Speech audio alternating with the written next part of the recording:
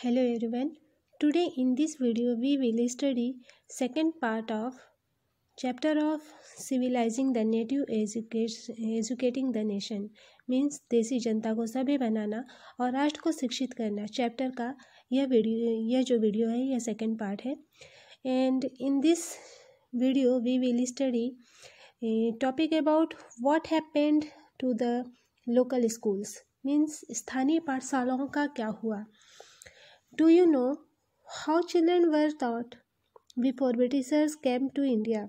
And if there were some schools before British era, how they used to be and what happened to them? क्या आपको कुछ भी अंदाज़ा है कि अंग्रेज़ों से पहले यहाँ बच्चों को किस तरह पढ़ाया जाता था?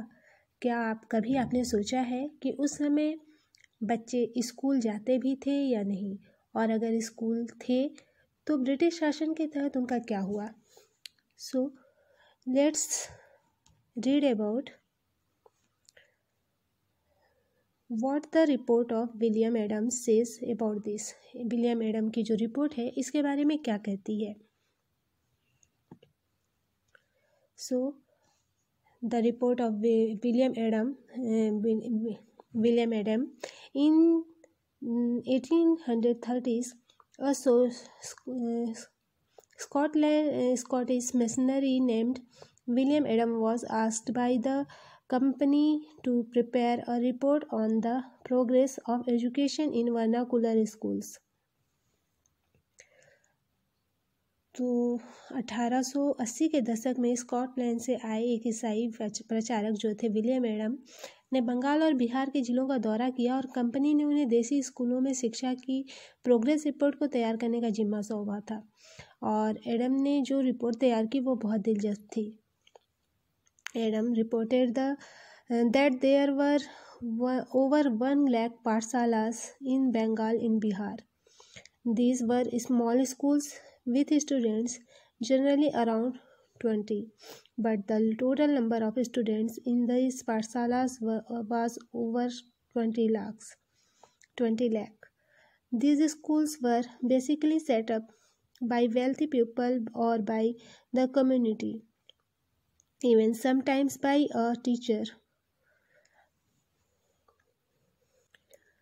एडम ने पाया कि बंगाल और बिहार में 1 लाख से ज़्यादा पाठशालाएं हैं. ये बहुत छोटे छोटे केंद्र थे जिनमें आमतौर पर 20 से ज़्यादा विद्यार्थी नहीं होते थे. फिर भी इन पाठशालाओं में पढ़ने वाले बच्चों की कुल संख्या काफ़ी बड़ी यानी 20 लाख से भी ज़्यादा थी. ये जो पाठशालाएं थे संपन्न लोगों या स्थानीय समुदाय द्वारा चलाई जा रही थी. कई पाठशालाएं स्वयं गुरु द्वारा ही प्रारंभ की गई थी. They were the schools with fixable education systems such as इन स्कूलों में कुछ fixable education systems थे जैसे there were no blackboards, books, buildings, furniture etc. इन स्कूलों में कोई blackboard, books, buildings और furniture नहीं थे. At some places classes were held under a tree at the corner of a shop, temple और at the gurus home. और कई जगह ये जो स्कूल थे ये कुछ जैसे प्लेस थे जैसे क्लास जो लगते थे वो कोई पेड़ के नीचे या किसी शॉप के कॉर्नर में, टेम्पल के कॉर्नर में या फिर गुरु के ही घर पे हुआ करता था. There were no separate classroom और रोल क्लास, और कोई अलग से क्लासरूम वगैरह नहीं हुआ करते थे. 8 students sat together. The teachers used to interact separately with the students having different level of learning. There was no annual examination or timetable. Fee was also received according to the status of people's family. Means जो शिक्षा का तरीका था काफ़ी लचीला था. आज आप जिन चीज़ों की स्कूलों से उम्मीद करते हैं उनमें से कुछ चीज़ें उस समय की पाठशालाओं में भी मौजूद थी. बच्चों की फीस निश्चित नहीं थी. छपी हुई कोई किताब नहीं होती थी. पाठशाला की इमारत अलग से नहीं बनाई जाती थी. बेंच और कुर्सियां भी नहीं होती थी. ब्लैक बोर्ड भी नहीं होते थे. अलग से कक्षाएं लेने, बच्चों की हाजिरी लेने का कोई इंतज़ाम नहीं होता था. जो एनुअल एग्ज़ाम होते हैं और जो टाइम टेबल होता है, इस तरह की कोई व्यवस्था नहीं थी। कुछ पाठशालाएँ बरगद की छाँव में ही चलती थीं, तो कई गाँव की किसी दुकान या मंदिर के कोने में या गुरु के घर पे ही बच्चों को पढ़ाया जाता था। बच्चों की फ़ीस उनकी माँ बाप की आमदनी से तय होती थी। अमीरों को ज़्यादा और गरीबों को कम फीस देनी पड़ती थी। जो शिक्षा थी वो मौखिक होती थी और क्या पढ़ाना है यह बात विद्यार्थियों की ज़रूरतों को देखते हुए गुरु ही तय करते थे। विद्यार्थियों को अलग कक्षाओं में नहीं बैठाया जाता था, सभी एक जगह एक साथ बैठते थे। अलग अलग स्तर के विद्यार्थियों के साथ गुरु अलग अलग तरह से बात कर लेते थे। The flexible system was suitable to the local needs. For example, there were no classes during the harvest season as rural children had to working in the fields. कोई फ्लेक्सिबल सिस्टम ना होने के कारण कोई भी जो सूटेबल नीड्स होते थे उसके अकॉर्डिंग जो सिस्टम होता था वो किया जाता था। जैसे एडम ने पाया कि यह लचीली प्रणाली स्थानीय आवश्यकताओं के लिए काफ़ी अनुकूल है। फॉर एग्ज़ाम्पल, फसल की कटाई के समय कक्षाएं बंद हो जाती थीं क्योंकि उस समय गांव के बच्चे खासकर खेतों में काम करने चले जाते थे और कटाई और अनाज निकल जाने के बाद जो पाठशाला है दोबारा शुरू किया जाता था। इसका परिणाम यह था कि साधारण जो काश्तकार के बच्चे थे वो भी पढ़ाई कर सकते थे। द पाठशालास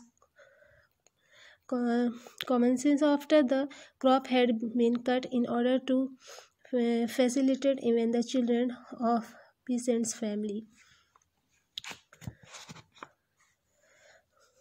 जो अभी मैंने बताया कि ये जो खेतों में काम करने वाले बच्चे थे, मतलब उन किसानों की फैमिली से जो बच्चे थे वो प्रायः काम करने और खेतों में काम करने के लिए चले जाते थे और कटाई और अनाज निकल जाने के बाद जो एजुकेशन है फिर से शुरू किया जाता था, वही यहाँ पे बताया गया है। Next we will study topic about new routines new rules, means नई दिनचर्या और नए नियम। Earlier, the company was only concentrated about the higher education. Therefore, it was not interfering in the functioning of local pathshalas. But after 1854, the company took a decision to improve these schools. Pandits were appointed as in charge to look after 4 to 5 schools. The job of the Pandit was to visit the पाठशाला and improve the education system. 19वीं सदी के मध्य तक company का ध्यान मुख्य रूप से उच्च शिक्षा पर था, इसलिए कंपनी ने जो लोकल स्कूल्स थे वहाँ के कामकाज में कभी ज़्यादा दखल नहीं दिया। और लेकिन 1854 के बाद कंपनी ने देसी शिक्षा व्यवस्था में सुधार लाने का फैसला लिया और कंपनी का मानना था कि इसके लिए जो मौजूदा व्यवस्था के भीतर ही बदलाव किया जा सकता है। कंपनी एक नई दिनचर्या और नए नियम और नई नियमित निरीक्षण के जरिए पाठशालाओं को और भी व्यवस्थित करना चाहती थी। इसके लिए क्या किया जा सकता था, इसके लिए कंपनी ने क्या कदम उठाए? तो सबसे पहले कंपनी ने बहुत सारे पंडितों को सरकारी नौकरी पर रख लिया। इनमें से प्रत्येक पंडित को 4-5 स्कूलों का देखरेख करने का जिम्मा सौंपा गया था और पंडितों का काम था पाठशालाओं का दौरा करना और वहां अध्यापन की स्थितियों को सुधार में लाना। Some new features were introduced such as, कुछ जो न्यू फीचर्स थे वो आगे बताया गया है। Teaching now was to be based on text books, जो टीचिंग थी वो टेक्स्ट बुक पे बेस्ड होने लगी। Annual examination was to be conducted, और जो एनुअल एग्ज़ाम थे वो भी कंडक्ट होने लगे। Students were asked to pay regular fees, और स्टूडेंट्स को कहा गया कि वे रेगुलर फ़ी पे करें। Gurus were asked to submit periodic report and take classes as per the time table, और टीचर्स ने कहा, गुरु ने कहा कि उन्हें पीरियोडिक रिपोर्ट सबमिट करना होगा और उनके क्लास जो है टाइम टेबल के अकॉर्डिंग हमेशा ज्वाइन करनी होगी। Students were asked to attend regular classes, sit at fix place and obey the rules, और जो स्टूडेंट्स थे उनसे कहा गया कि रेगुलर क्लास अटेंड करें और एक फ़िक्स प्लेस पर बैठें और जो रूल्स हैं उनको पूरी आज्ञा के साथ पालन करें। मीन्स इसमें यह बताया गया कि प्रत्येक गुरु को ये निर्देश दिया गया कि वे समय समय पर अपने स्कूल के बारे में रिपोर्ट भी भेजें और कक्षाओं को नियमित समय सारणी के अनुसार पढ़ाएं। अब यह होने लगा कि जो अध्यापन था पाठ्य पुस्तकों पर आधारित होने लगा और जो स्टूडेंट्स थे उनकी प्रगति को मापने के लिए एनुअल एग्ज़ाम्स की भी रूपरेखा तैयार की जाने लगी। और स्टूडेंट्स से यह भी कहा गया कि वे नियमित रूप से फीस दें, नियमित रूप से कक्षा में आए और फिक्स सीट पर बैठें और अनुशासन के नियमों का पालन करें। Government grants were given to those pathshalas which accepted the rules, and there were no grants for the schools that did not comply with the rules. नए नियमों पर चलने वाली पाठशालाओं को सरकारी अनुदान मिलने लगे और जो पाठशाला नई व्यवस्था के भीतर काम करने को तैयार नहीं थी उन्हें कोई सरकारी सहायता नहीं दी जाती थी। But it had some drawback also, पर इसके कुछ ड्रॉबैक थे, जैसे gurus who wanted to retain their independence found it difficult to compete with government aided regulated pathshalas. Children of peasants found it difficult to attend school regularly during harvest season. और जिन गुरुओं ने सरकारी निर्देशों का पालन करने के बजाय अपनी स्वतंत्रता बनाए रखी, वे सरकारी सहायता प्राप्त करने और नियम से चलने वाली पाठशालाओं के सामने कमज़ोर पड़ने लगे। और इन नए नियमों और दिनचर्या का एक और नतीजा यह हुआ कि पहले वाली व्यवस्था में जो गरीब किसान के बच्चे भी पाठशालाओं में जा सकते थे, क्योंकि वे जो पाठशाला थी उसकी समय सारणी काफ़ी लचीली हुआ करती थी और नई व्यवस्था के अनुशासन की मांग थी कि बच्चे नियमित रूप से स्कूल आए। तो जब कटाई के मौसम में भी बच्चे स्कूल आना ज़रूरी हो गया, जबकि उस समय गरीब बच्चों के घरों में खेतों में काम करने के लिए वो जाया करते थे। अगर कोई बच्चा स्कूल नहीं आ पाता तो इसे अनुशासनहीनता माना जाता था, यानी बच्चा पढ़ना लिखना ही नहीं चाहता। So now we know both the benefits and drawback of the regulated pathshalas. So यहाँ पे हमने जो बेनिफिट्स है और ड्रॉबैक्स हैं जो पाठशाला रेगुलेट हो रही थी उसके बारे में ये जाना। Next we will discuss the agenda for a national education, the need of education nationwide. Next हम डिस्कस करेंगे एजेंडा जो नेशनल एजुकेशन के लिए थे। सो राष्ट्रीय शिक्षा की कार्यसूची क्या है? The agenda for national education, राष्ट्रीय शिक्षा की कार्यसूची। Britishers were not to the only one to think about education in India, but there were many Indian thinkers who wanted to introduce Western education in India because they wanted India to develop like the Western countries. So they urged the British to open more schools and colleges in India. On the other hand, people like Rabindranath Tagore and Mahatma Gandhi opposed the system of Western education. केवल अंग्रेज अफसर ही भारत में शिक्षा के बारे में नहीं सोच रहे थे। 19वीं सदी की शुरुआत से ही भारत के विभिन्न भागों में बहुत सारे विचारक शिक्षा की व्यापक प्रसार की ज़रूरत पर जोर देने लगे। यूरोप में आ रहे बदलावों से प्रभावित कुछ भारतीयों का मानना था कि पश्चिमी शिक्षा भारत का आधुनिकीकरण कर सकती है। उन्होंने अंग्रेज़ों से आह्वान किया कि वे नए स्कूल, कॉलेज और विश्वविद्यालय खोलें और शिक्षा पर ज़्यादा पैसा खर्च करें। इस दिशा में कुछ प्रयास के बारे में हम आगे के चैप्टर 9 में स्टडी करेंगे। पर बहुत सारे जो भारतीय पश्चिम शिक्षा के विरुद्ध भी थे, महात्मा गांधी और रविन्द्रनाथ टैगोर इसी तरह के लोगों में से थे। So let's see their views on this. आइए देखें कि उनका क्या कहना था। English education has insult us, means अंग्रेजी शिक्षा ने हमें गुलाम बना दिया है। Mahatma Gandhi said that the Western education was like a poison as it had developed a feeling of inferiority among Indians. It had destroyed the sense of pride for our own culture, and not only this, Indians who got educated from these institutions appreciated the British rule in India. Gandhi wanted the education system which could bring back the sense of dignity among Indians. Gandhi also felt the need of having local language as a medium of instruction, as the English medium was alienating the youth from their own language and culture. The English education was unable to relate itself with the local masses.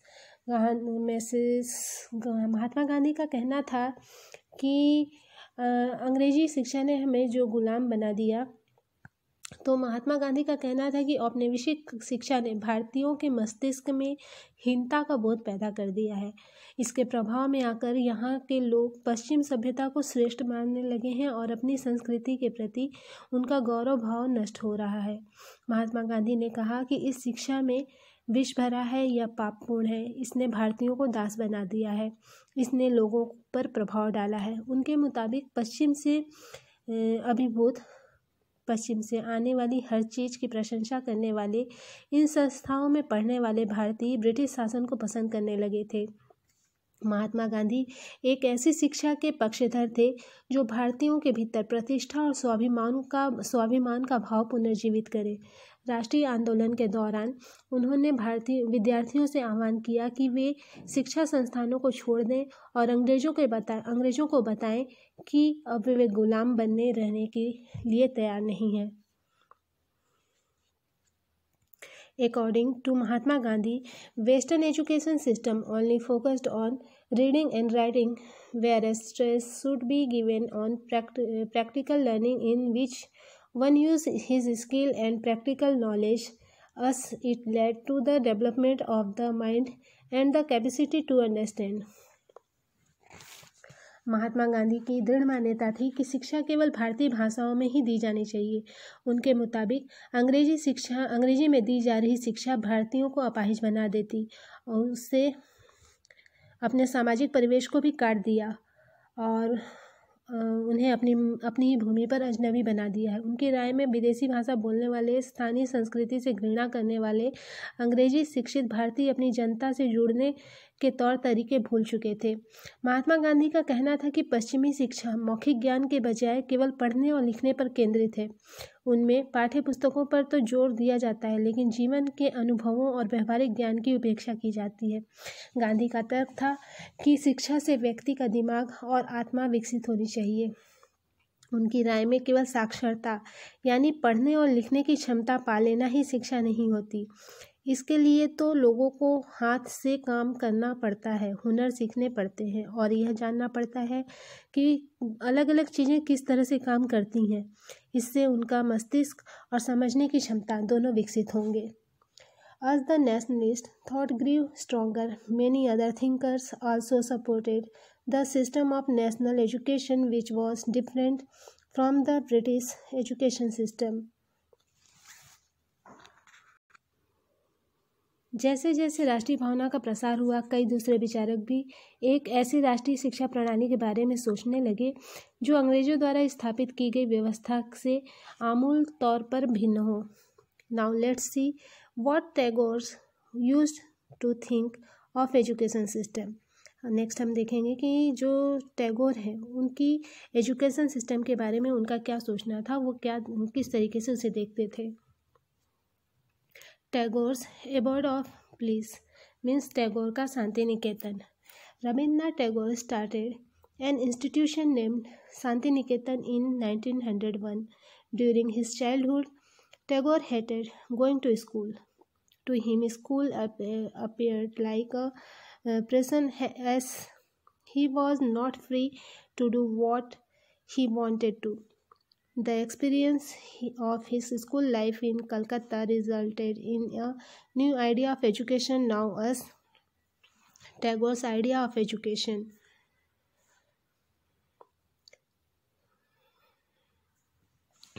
जो टैगोर का शांति निकेतन है, ये जो topic है Tagore's abode of peace, आप में से बहुत सारे लोगों ने शांति निकेतन के बारे में शायद सुना होगा।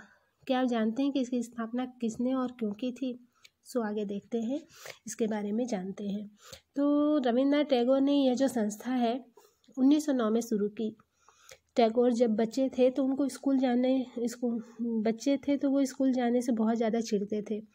वहाँ उनका दम घुटता था, उन्हें स्कूल का माहौल बहुत ही दमनकारी लगता था।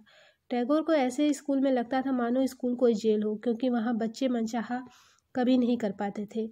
जब दूसरे बच्चे शिक्षक को सुन रहे होते थे तो टैगोर का दिमाग कहीं और भटक रहा होता था। कलकत्ता के अपने स्कूल के जीवन के अनुभवों ने शिक्षा के बारे में टैगोर के विचार को काफ़ी प्रभावित किया। So he decided to set up a school where a child was happy, free and creative.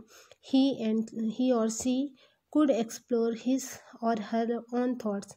According to him, childhood is the time of self-learning. The rigidity of the schools can destroy the creativity of the child. The duty of the teacher is to understand the child and help develop his curiosity. According to the Tagore, creative learning could be encouraged only in a national environment. So he set up a school which was 100 kilometers away from Calcutta in a rural area he named in Santiniketan, where while living in harmony with nature, the children could become creative. जब टैगोर बड़े हुए तो उन्होंने एक ऐसा school खोलने के बारे में सोचा जहां बच्चे खुश रह सके, जहां वे मुक्त और रचनाशील हों, जहां वे अपने विचार और आकांक्षाओं को समझ सके। टैगोर को लगता था कि बचपन का समय अपने आप सीखने का समय होना चाहिए। अंग्रेजों द्वारा स्थापित की गई शिक्षा व्यवस्था के कड़े और बंधनकारी अनुशासन से मुक्त होना चाहिए। शिक्षक जो हो वो कल्पनाशील हो, बच्चों को समझते हों और उनके अंदर उत्सुकता, जानने की चाह विकसित करने में मदद करें। टैगोर के मुताबिक वर्तमान स्कूल बच्चे के रचनाशीलता, चकित होने के उनके स्वाभाविक गुण को मार देते हैं। टैगोर का मानना था कि सृजनात्मक शिक्षा को केवल प्राकृतिक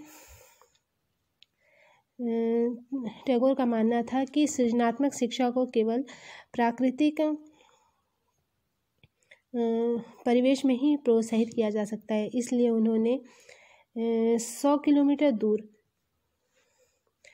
किलोमीटर दूर एक ग्रामीण परिवेश में अपना स्कूल खोलने का फैसला किया। उन्हें यह जगह निर्मल शांति से भरी दिखाई दी, जहां प्रकृति के साथ जीते हुए बच्चे अपनी स्वाभाविक सृजनात्मकता मेघा को डेवलप कर सकते थे। दो Mahatma Gandhi and Tagore shared similar views on education, but there were some differences also. Gandhi was totally against the Western education system, but Tagore wanted to combine the best elements of both the education system. He emphasized on teaching science along with art, music and dance. बहुत सारे मामलों में टैगोर और महात्मा गांधी की शिक्षा के बारे में एक जैसी राय देखने को मिलती थी, लेकिन दोनों के बीच में फर्क भी था। गांधी जी पश्चिमी सभ्यता और मशीनों और प्रौद्योगिकी की उपासना के कट्टर आलोचक थे। टैगोर आधुनिक पश्चिमी सभ्यता और भारतीय परंपरा के श्रेष्ठ तत्वों का सम्मिश्रण चाहते थे। उन्होंने शांति निकेतन में कला, संगीत और नृत्य के साथ साथ विज्ञान और प्रौद्योगिकी की शिक्षा पर भी जोर दिया। So we can say that many individuals were thinking about the way a national education system could be designed. Some wanted changes within the education system set by Britishers and wanted to extend it to include more people. Others wanted an alternative system to educate people in a truly natural culture. The debates on what national education system should be is still prevalent. इस प्रकार बहुत सारे लोग इस बारे में सोचने लगे कि एक राष्ट्रीय शिक्षा प्रणाली की रूपरेखा क्या होनी चाहिए। कुछ लोग अंग्रेजों द्वारा स्थापित की गई व्यवस्था में चेंजेस चाहते थे। उनका मानना था कि इसी व्यवस्था को इस तरह स्प्रेड किया जाए कि ज़्यादा से ज़्यादा लोगों को पढ़ने के मौके मिले। इसके विपरीत बहुत सारे लोग ऐसे भी थे जो वैकल्पिक व्यवस्था चाहते थे ताकि लोगों को सच्चे अर्थों में राष्ट्रीय संस्कृति की शिक्षा दी जा सके। कौन तय करे कि सच्चे अर्थों में राष्ट्रीय क्या है? इस राष्ट्रीय शिक्षा की बहस स्वतंत्रता के बाद भी जारी रहेगी। So here your chapter of civilizing the native and educating the nation is completed. I hope that you have understood well what was taught in this chapter. Thank you for watching.